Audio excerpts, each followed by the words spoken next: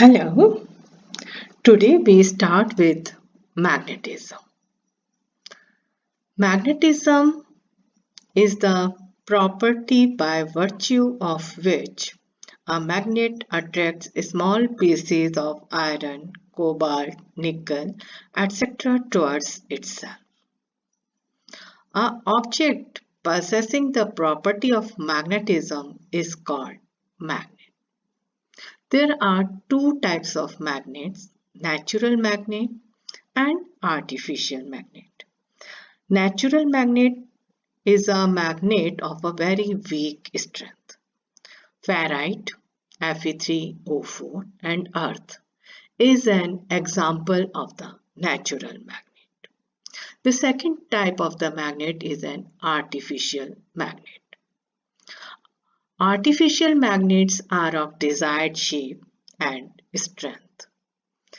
For example, bar magnet, horseshoe magnet, compass needle, etc. All these are artificial magnet.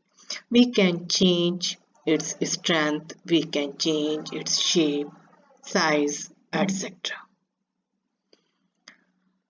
Whatever be the shape and the size of the magnet, the magnets, the magnetization is maximum not at ends but near the ends, and those points at which the magnetism is maximum is called pole. Now, what is a magnetic field? As you have studied in electric field, that is a region. In the same way, the magnetic field is a region around a magnet in which its magnetic influence can be experienced by the other objects. Now we discuss about the bar magnets and its properties. Number one is a attractive property, that is, the magnet attracts the magnetic substances towards itself. Number two property is a directive property. Whenever a magnet is suspended freely, it always comes to rest in north-south direction. The pole pointing towards the geographical north is called the north pole of the end, and the other end is called as south pole. As in the case of electrostatics, you have studied that the like charges repel each other, unlike charges attract each other. Same is here, unlike poles attract each other and like poles repel each other. Magnetic poles always exist in pairs. It is not possible to isolate the poles of the magnet. If you try to cut the magnet into two pieces, then you are getting the two magnets. Instead of one, there are the two magnets of the equal pole strength, but different dipole moment is produced. If we further cut it into two pieces, again the number of magnet is produced. But we always get two poles. So magnet is a dipole. It is not possible to isolate the poles of the magnet. Next is, it has inductive property. A magnet can induce magnetism in other magnetic substances if if a magnet is moved over the pins, all pins, then you will see that they will attach to one another in this way. Means magnetism is induced in these pins also. Next is, repulsion is the short test of magnetism. If suppose we have a iron rod and a bar magnet, both are of the same shape and size, then we cannot tell which one is the bar magnet or the iron. A magnet attracts iron rod as well as the opposite pole of the magnet. But it surely repel the magnet. So we can tell which one is a magnet or which one is the rod. I am repeating. Suppose we have to distinguish between the bar magnet and the iron piece.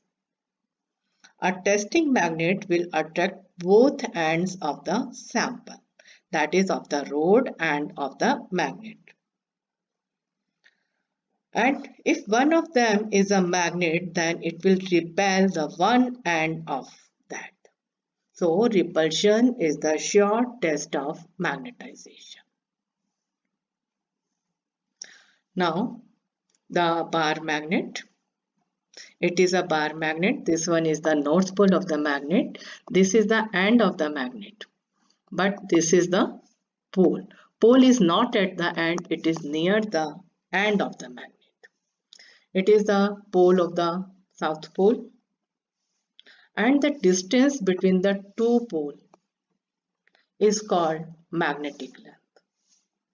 And the geometric length is the distance between the two ends of the magnet. This is the dipole moment.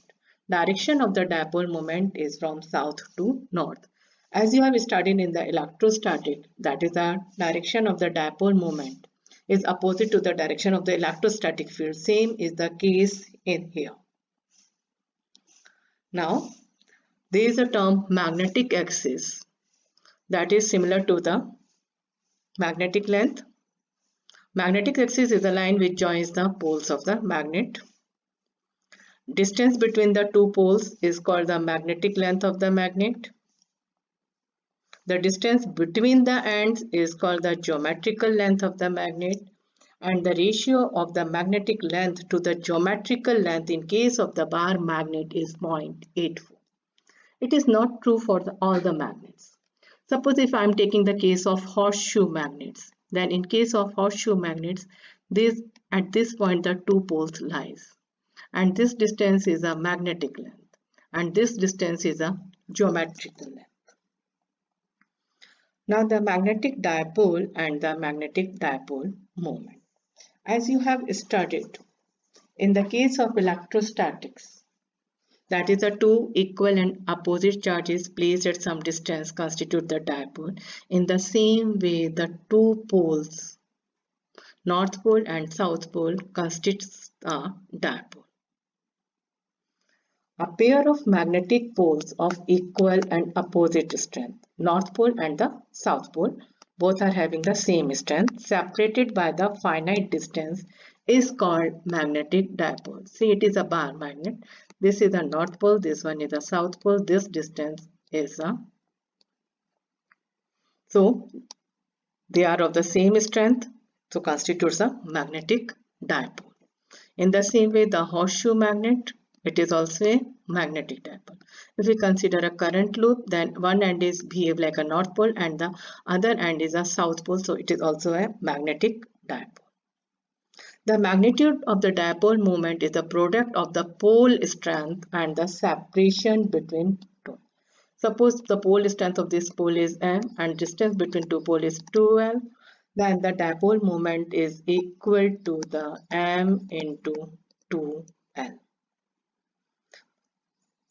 Direction of the dipole moment is from south pole to north pole and its unit is ampere meter. As you have studied the Coulomb's law in electrostatics, similarly the Coulomb's law in magnetism, that is the force of attraction or repulsion between two magnetic poles is directly proportional to the product of their pole strength and is inversely proportional to the square of the distance between them. Say these are the two magnets, these are their pole strength. Say the pole strength of one is m1 and the pole strength of the other is m2. The distance between them is r. Then the force of attraction is directly proportional to the product of the pole strength and is inversely proportional to the square of the distance between them. So F is equal to mu naught m1 m2 upon 4 pi r square. In place of mu naught upon 4 pi, we can also use the constant of proportionality whose value depends on the system of units. In CG system, this value is 1 and in SI system, this value is mu naught upon 4 pi. In vector form, this is written in this way. R cap is a unit vector. Here the force is in the direction of the unit vector. In the form of vector, here we multiply it with the magnitude R. So it becomes R cube and it's written in this way. Thank you.